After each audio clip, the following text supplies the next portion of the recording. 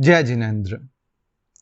25 बोल की श्रृंखला के अंतर्गत पहला बोल गति 4। गति किसे कहते हैं? सामान्य अर्थ यदि गति का करने का प्रयास करें तो एक स्थान से दूसरे स्थान पर जाना होता है। यहां इसका जो अर्थ किया गया है वह है गति नाम कर्म के उदय से होने वाली जीव की अवस्था विशेष गति कहलाती है। 8 कर्मों में एक कर्म है नाम। जो हमें ये शरीर मिला है, जो हमारा संस्थान है, सहनन है, जो हमारी जितनी भी शारीरिक संरचना बनी हुई है उसमें सब नाम कर्म काम करता है, गोत्र कर्म काम करता है। नाम कर्म से शरीर मिलता है, जो हमारे हड्डियों की बनावट है वह इससे निर्मित होती है।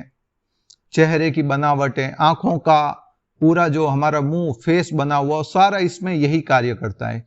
कोई सुंदर होता है, कोई कुरूप होता है, कोई हट्टा कट्टा होता है, कोई पतला होता है, कोई लंबा होता है, कोई कद काठी में छोटा होता है। तो ये सारे कारण बनते हैं गोत्र कर्म के कारण। तो ये समावेश इन कर्मों का रहता है। गोत्र कर्म का अर्थ हो गया क्वालिटी और नाम कर्म हो गया एक सामान्य उसका भेद प्रभेद। आम जैसे जितने भी आम है वो तो हो गए नाम कर्म, और गोत्र कर्म हो गया क्वालिटी। जैसे हापुस उत्कृष्ट कोटि का आम कहलाता है, सबसे अच्छा। केसर, राज, बादाम, लंगड़ा, कितनी ही वैरायटी आती है आम की। तो ये सारे उसके उच्च गोत्र नीच गोत्र के कारण भेद प्रभेद हो गए। एक अति स्वादिष्ट होता है, कोई खट्टा होता है, कोई साइज में बड़ा होता है, कोई छोटा होता है, ऐसे वैरायटी हो गई। ये सारे गोत्र कर्म हो गए। तो मनुष्य जो हमारा ये शरीर मिला है, मनुष्य का, तिर्यंच का, नरक का या देवगति का, उसका सबसे बड़ा कारण होता है गति नाम कर्म। तो उसके द्वारा जो ये शरीर मिलता है या जीव एक स्थान से दूसरे स्थान पर जन्म आदि करता है तो उसमें वह निमित्त रहता है। मूल नाम कर्म रहता है, नाम कर्म के अंतर्गत गति नाम कर्म कारण रहता है। गति नाम कर्म के कारण होने वाली अवस्था विशेष गति कहलाती है जीव की। गति 4 है, नरक गति, तिर्यंच गति, मनुष्य गति, देवगति। मैं इस ऑडियो के अंतर्गत एक सरल और संक्षिप्त विवेचन करना चाहूंगा। अगर विस्तार पूर्वक विवेचन करूं तो केवल नरक गति के ऊपर भी कई वीडियोस बन सकते हैं, मगर ऐसा भी बनाने का भाव रहेगा समय सापेक्ष। नरक, न अर्क, अर्क का अर्थ होता है सूर्य, और जहां सूर्य नहीं है उसे नरक कहते हैं। जहां जीव अपने किए हुए अशुभ कर्मों का फल भोगते हैं उसे नरक कहते हैं। यह इसका अर्थ होता है। जहां जीव अपने किए हुए अशुभ पाप कर्मों का फल भोगते हैं उसे नरक कहते हैं। नरक 7 होती है: रत्न प्रभा, शर्करा प्रभा, बालुका प्रभा, पंक प्रभा, धूम प्रभा, तमह प्रभा, महातमह प्रभा। ये 7 नरकों के नाम हैं। प्रभा का अर्थ होता है बाहुलता, अधिकता, और रत्न प्रभा का अर्थ है कि पहली नरक जो है वहां पर रत्न जैसे तीखे तीखे पत्थरों की अधिकता है। प्रभा का अर्थ हो गया अधिकता, तो वहां पर तीखे तीखे पत्थर अधिक है, इसलिए उसका नाम दे दिया रत्न प्रभा। शर्करा प्रभा, शर्करा का अर्थ होता है कंकर, जहां कंकरों की अधिकता है उस नरक का नाम है शर्करा प्रभा। बालू का प्रभा, बालू का अर्थ हो गया बालू रेत, जो राजस्थान में होती है ना, बालू रेगिस्तान के अंतर्गत। तो जहां उस बालू की रेत की अधिकता है उसे बालू का प्रभा कहते हैं। पंक का अर्थ होता है कीचड़, जहां मल मूत्र, हाड़ मांस, मल रुधिर आदि की अधिकता होती है, जहां कीचड़ गंदगी अधिक होती है, विषैले तत्वों की अधिकता होती है, उससे पंक प्रभा कहते हैं। धूम प्रभा, धूम का अर्थ होता है धुआं, जहां जहरीले विषैले जो धुएं होते हैं उसकी बहुलता होती है, उसे धूम प्रभा कहते हैं। तमह प्रभा, तमह का अर्थ होता है अंधकार, जहां अंधकार की अधिकता होती है उसे तमह प्रभा कहते हैं। और 7वीं नरक का नाम है महातमह प्रभा, जहां भयंकर अंधकार है उसे महातमह प्रभा कहते हैं। जीव जितना भारी होगा उतना नीचे जाएगा। हम जो रह रहे हैं वो प्रथम नरक की छत है। हम एक तरह से टेरेस पर रह रहे हैं। पहली नरक उसकी मोटाई 1000 योजन की है, हम उसके छत के ऊपर रह रहे हैं। हमारे से 1000 योजन नीचे अधोलोक में, पाताल में पहली नरक है, उसके नीचे दूसरी नरक, उसके नीचे तीसरी, चौथी, पांचवी, छठी, वैसे 7वीं नरक आई हुई है जो सबसे नीचे है। इन 7 नरकों के अंतर्गत जीव जितना भारी होता जाएगा उतना नीचे की नरकों में जाता रहता है। पहली नरक में वेदना, प्रताड़ना कम है, दूसरी में उससे ज्यादा है, तीसरी में उससे ज्यादा, चौथी में सब उससे ज्यादा, पांचवी में उससे ज्यादा, छठी में उससे ज्यादा, 7वीं में सबसे ज्यादा वेदना है। वेदना 3 तरह की होती है। एक तो होती है परमाधार्मिक देवता द्वारा, दूसरी होती है पारस्परिक, और तीसरी होती है क्षेत्रीय वेदना। परमाधार्मिक देव होते हैं वो 3 नरक तक कष्ट देते हैं। परमाधार्मिक, परम अधार्मिक, जो जीव इस मनुष्य या तिर्यंच योनि के अंतर्गत एकदम क्रूर स्वभावी होते हैं, इतना उनमें गुस्सा भरा होता है, चिढ़ भरी हुई होती है, मगर किन्हीं कारणों से जिस समय आयुष्य बंधन हुआ उस समय वे कोई सत्कार्य कर रहे थे जिसके कारण वे देवगति में चले जाते हैं, तो वे ऐसे परमाधार्मिक देव बनते हैं जो इतने क्रूर निकृष्ट कार्य करते हैं, वहां पर नरक के जीवों को प्रताड़ित करते हैं और जोर जोर से खुश होते हैं, अट्टहास करते हैं। वे परमाधार्मिक देव 15 प्रकार के होते हैं। वे अलग अलग वहां पर वेदना देता है। कोई चिल्लाकर सामने वाले नरकों को डराता है, कोई गर्मा गर्म उकलते तेल में उनको तलता है, कोई उनके शरीर का छेदन भेदन करता है, कोई किसी को किसी तरह से प्रताड़ित करता है, कोई किसी को गर्मा गर्म शीशा पिलाता रहता है, और इस तरह से उनको प्रताड़ित किया जाता है। तो ये प्रथम 3 नरक तक कष्ट देते हैं परमाधार्मिक। पारस्परिक वेदना होती है, आपस में लड़ते झगड़ते रहते, जैसे इधर भी कई जगह हो ना, इधर तो अभी जैसे जगह की, प्लॉट की रजिस्ट्री होती है, अगर रजिस्ट्री ना हो तो क्या हो, कोई भी व्यक्ति आके कहेगा ये जगह मेरी है, मैं रहूंगा इधर, तुम निकलो इधर से, ये मेरी है।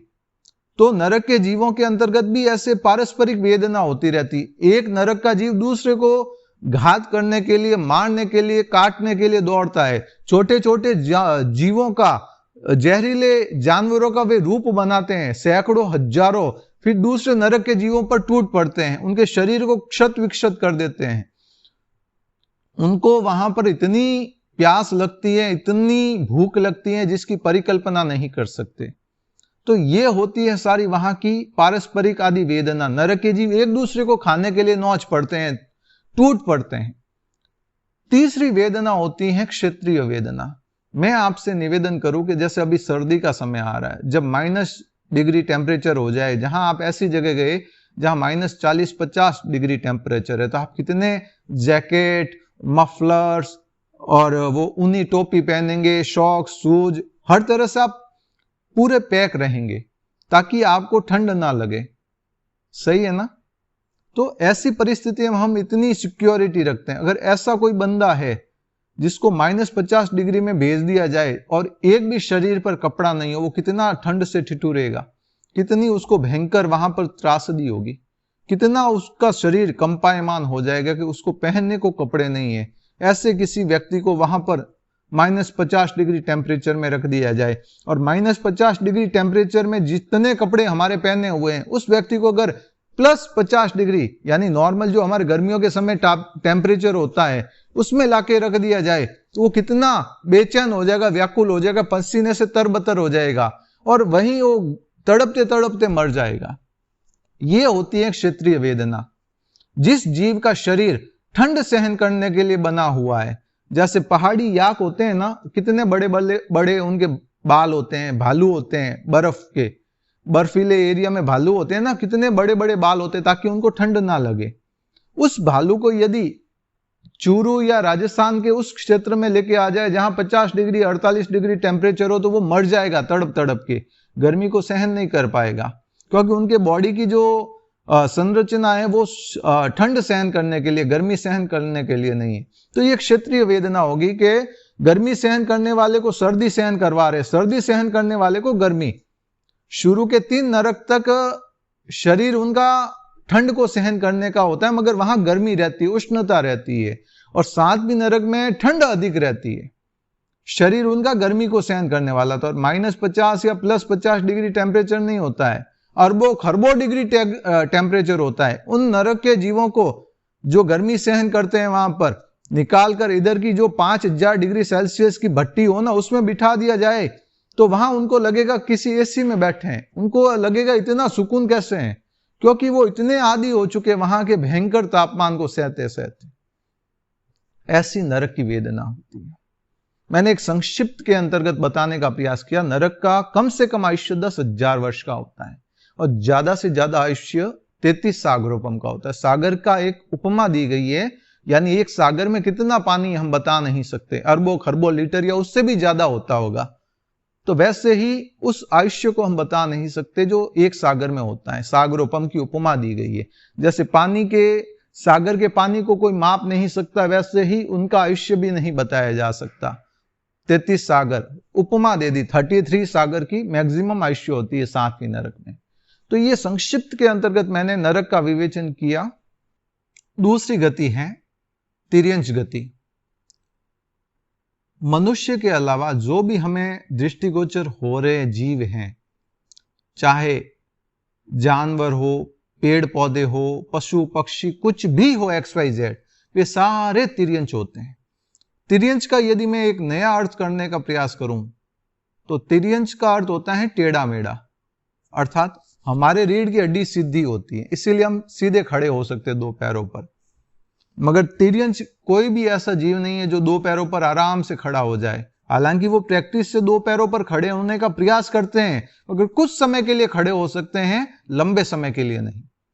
तो ये तिर्यंच का एक अर्थ होता है टेढ़ा मेढ़ा, यानी जिनका रीढ़ की हड्डी टेढ़ी मेढ़ी है, स्टेमिना टेढ़ा मेढ़ा होता है, इसीलिए वो कभी कोई 4 पैरों पर चलता रहता है, कोई किसी तरह से होता है, मगर वे आराम से मनुष्य की तरह 2 पैर पर खड़े नहीं रह सकते। तो जितने दृष्टिगोचर जीव हो रहे हैं, चाहे पृथ्वी हो, पानी हो, आग हो, वनस्पति हो, हवा हो, ये सारे द्विंद्रिय, त्रिंद्रिय, चतुरिंद्रिय, यानी चींटी, लीख, जूं, मक्खी, मच्छर, कॉकरोच, मकोड़े, ये भी बैल, गाय, घोड़ा, मछली और जितने स्टारफिश या XYZ जितने जानवर है, वे सारे तिर्यंच गति के अंतर्गत आते हैं। जो ये टेबल है आपको दिख रही होगी ना, ये भी पहले वनस्पति कायिक थी। लकड़ी को काटा गया, उसको फिनिश किया गया, सुखाया गया, फिर इसके ऊपर प्लाई लगा के इसको बनाया गया। तो ये भी एक वनस्पति काय का भेद है। हमारे घर पे जितने वस्तुएं यूज हो रही, चाहे खड्डी हो या कुछ भी हो, वो अतीत में जीव रहे हुए होते हैं पृथ्वी काय के, उनको प्रोसेस के द्वारा अचित किया जाता। सीमेंट हो, रेत हो, ये सारे जीव हैं, ये जीव थे। जो हमारे घर में ग्रेनाइट लगता है, इटालियन, जो प्योर नेचुरल पत्थर होते हैं, वे सारे जीव होते हैं पृथ्वी काय के अंतर्गत। काफी कुछ विवेचन है बंधुओं तिर्यंच गति का। आगे आने वाले बोलों में उसका विवेचन करने का भाव रहेगा। तीसरी गति होती है मनुष्य गति।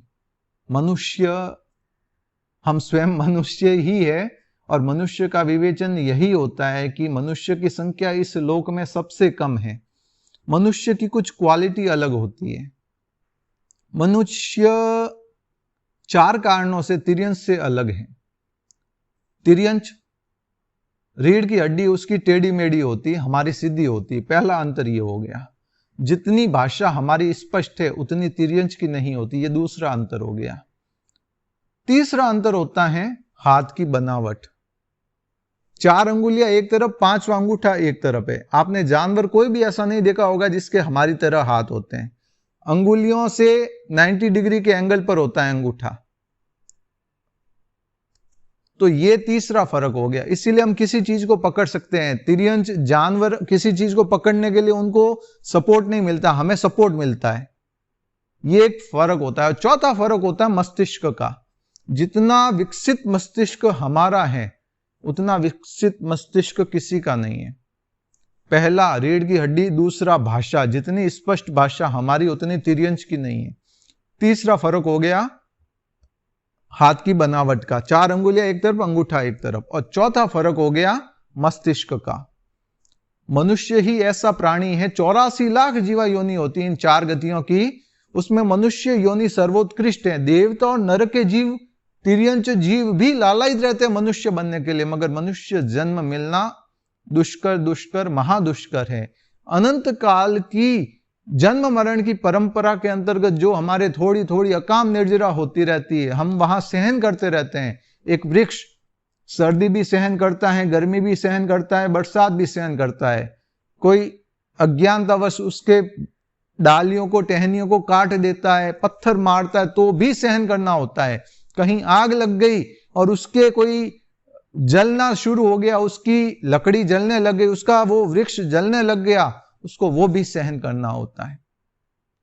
इस तरह से अकाम निर्जरा के द्वारा मजबूरी में होने वाली इस प्रताड़ना को, वेदना को सहन करते करते जो अकाम निर्जरा होती है, उसका एक उत्कृष्ट अनंत संचित पुण्य जब एकत्रित होता, तब जाके ये मनुष्य जन्म मिलता है। और हम क्या करते हैं, ऐसा हमें अवसर मिलता है मनुष्य जन्म में कि इस भव परंपरा का हम क्षय कर दें, इससे हम बाहर निकल जाए, मगर हम वापस इसी के अंतर्गत वंस मोर 84 कर देते हैं। मनुष्य गति के संदर्भ में आगे भी काफी विवेचन करने को मिलेगा। संक्षिप्त में इतना ही कहना चाहता हूं कि ये ऐसी गति है मनुष्य गति, जहां जीव सरल और भद्रिक परिणामों के कारण ही आ पाता है, अन्यथा ये मनुष्य गति नहीं मिलती है। जिसका व्यवहार सरल होता है, जिसके मन में सरलता होती है, निश्चलता होती है, उसी को ये मनुष्य गति मिलती है। यहाँ क्रूरता, अहंकार को अवसर नहीं है, मगर आने के बाद अवसर व्यक्ति खुद ढूंढ लेता है। चौथी गति है देवगति। देवगति और नरक गति हमारे प्रत्यक्ष नहीं है, परोक्ष है, मगर है फिर भी।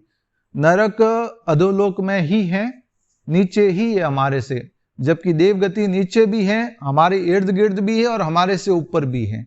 देवताओं के 4 प्रकार होते हैं। जहां जीव किए हुए शुभ कर्म पुद्गलों का भोग करते हैं, उपभोग करते हैं, उससे देवगति कहते हैं। अशुभ कर्मों का, पाप का भोग करेंगे तो नरक, और शुभ कर्म पुद्गलों का भोग करेंगे तो देवगति। वहां पर एक तरह से आज की भाषा में कहने का प्रयास करूं तो कोई व्यक्ति घूमने के लिए फॉरेन ट्रिप पर जाता है, जैसे कोई दुबई गया, कोई सिंगापुर, कोई स्विट्जरलैंड, 10 दिन का पैकेज होता है, उसका पे पहले करना होता है। आपने जैसे 10 लाख का पैकेज लिया, तो वहां जाकर आपको 10 दिन 15 दिन खाली एंजॉय करना है, ना तो कोई व्यापार करना है, बस एंजॉय करना है। खाना भी वो ट्रिप वाला करवाएगा अरेंज, घूमने का, होटल में रहने का, सब पूरी व्यवस्था उस ट्रिप वाले की होगी जिससे आपने पैकेज लिया है। तो देवगति भी एक ऐसा माध्यम है कि यहां जो हम साधना करते हैं, जितनी उत्कृष्ट आराधना करते हैं, और उस धर्माराधना के कारण जिस समय आयुष्य बंधन हुआ, उस समय यदि हम शुभ परिणामों में हैं, शुभ अध्यवसायों में हैं, तो हमारे देवगति का आयुष्य बंधन हो जाता है। देवगति के 4 भेद होते हैं: भवनपति, व्यंतर, ज्योतिष और वैमानिक। भवनपति नरक के इर्द गिर्द आए हुए हैं, अधोलोक में हैं। व्यंतर और ज्योतिष देव हमारे निकट रहते हैं, हम जहां रहते हैं उसके ऊपर नीचे इधर नजदीकी है। और वैमानिक देवगति हमारे से ऊपर है काफी। इन 4 प्रकार के देवताओं में भवनों में रहने वाले भवनपति कहलाते हैं। व्यंतर यानी वनों में, जंगलों में, और जहां सुनसान कोई भी जगह है, वहां पर रहने वाले व्यंतर जाति के देव कहलाते हैं। ये जितने भूत, प्रेत, पिशाच, किन्नर, किम पुरुष, मोहरक, गंधर्व, यक्ष आदि ये सारे देव हैं, ये सारे व्यंतर जाति के आते हैं देव।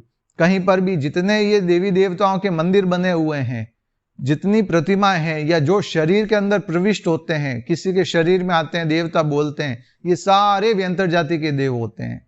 क्षेत्रपाल देव कह दो या कोई भी कह दो, ये सारे व्यंतर जाति के देव होते हैं। तो इनके 8 भेद होते हैं। वाण, व्यंतर आदि ऐसे भेद प्रभेद करूं तो काफी कुछ कह सकता हूं, मगर संक्षिप्त के अंतर्गत व्यंतर देवता हमारे इर्द गिर्द घूमते रहते हैं। सबसे अल्प रिद्धि वाले देव कोई होते हैं तो व्यंतर जाति के, फिर उनसे ज्यादा रिद्धि है भवनपति देवों की, उनसे ज्यादा है ज्योतिष देवों की रिद्धि, और सबसे अधिक होती है वैमानिक देवों की रिद्धि। ज्योतिष देव होते हैं सूर्य, चंद्रमा, ग्रह, नक्षत्र, तारा, जो हमें आकाश में दृष्टिगोचर होते हैं। ये सारे देव हैं, देवों के विमान हैं, ये परिभ्रमण करते रहते हैं, जिसके कारण दिन रात आदि होते रहते हैं। तो ये सारे ज्योतिष देव कहलाते हैं। और चौथा भेद आता है वैमानिक देव। वैमानिक देव अलग अलग प्रकार के होते हैं। तो जो विमानों में रहते हैं उन्हें वैमानिक देव कहते हैं। ज्योतिष का अर्थ हो गया जो ज्योतिष स्वरूप है, अर्थात प्रकाशमान है। तो सूर्य, चंद्रमा, ग्रह, नक्षत्र, तारा ये सारे प्रकाश करने वाले होते हैं, तो ये ज्योतिष देव कहला दिए। और वैमानिक जो विमानों में रहते हैं उन्हें वैमानिक देव कहते हैं। तो इनके भी दो भेद होते हैं, कल्पोपपन, कल्पातीत। कल्पोपपन का अर्थ होता है जहां कल्प है, व्यवस्था है। तो प्रथम जो 12 देवलोक होते हैं ना, वहां पर राजा प्रजा की तरह सारी व्यवस्था होती है। वहां नौकर भी होते हैं, चाकर भी होते हैं, याचक भी होते हैं, सेठ भी होते हैं, पुरोहित भी होते हैं, सेनापति भी होते हैं, द्वारपाल भी होते हैं। वहां पर भी सिक्योरिटी गार्ड की काम होता है। कोई इधर से पहले देवलोक में चला गया, वो खुश होते हैं, अरे मैं पहले देवलोक, मगर वहां कर क्या रहे, चौकीदारी। तो ऐसा भी करना पड़ सकता है। क्यों करना पड़ सकता है वो तो कभी समय सापेक्ष बताने का भाव रहेगा, मगर संक्षिप्त के अंतर्गत जो जीव धर्म के प्रति उत्साहित होता है, धर्म क्रियाओं के अंतर्गत समागत रहता है और तपस्या आदि करता रहता है, अकाम निर्जरा हो या सकाम निर्जरा हो, इन सभी कारणों के द्वारा ये देवगति का आयुष्य बंधन होता है। मूल कारण रहता है कि जीव जितना क्रोध, मान, माया, लोभ को कम करेगा उतना ही ऊपर के देवलोक में जाएगा। जितनी शुभ लेशा उसकी ज्यादा होगी, जितने परिणाम उसके भद्रिक होंगे, भीतर की विशुद्धि अधिक होगी, उतना उत्कृष्ट देवलोक मिलने वाला है। तो ये 4 गति का मैंने संक्षिप्त में विवेचन किया। लक्ष्य तो हमारा ये होना चाहिए कि इन चारों गतियों को छोड़कर हम पंचम गति, मोक्ष गति को प्राप्त हो, सिद्ध और बुद्ध और मुक्त बने। मगर वो कब संभव होगा? वो केवल और केवल मनुष्य जन्म में संभव होगा, और वो भी तब जब हम धर्म के क्रियाओं से जुड़ने का प्रयास करेंगे, धर्म को आत्मसात करने का प्रयास करेंगे, हमारी हर एक क्रिया को धर्म में बनाने का प्रयास करेंगे। आपका साधर्मिक जैन नरेश चोपड़ा, बालोतरा, सूरत।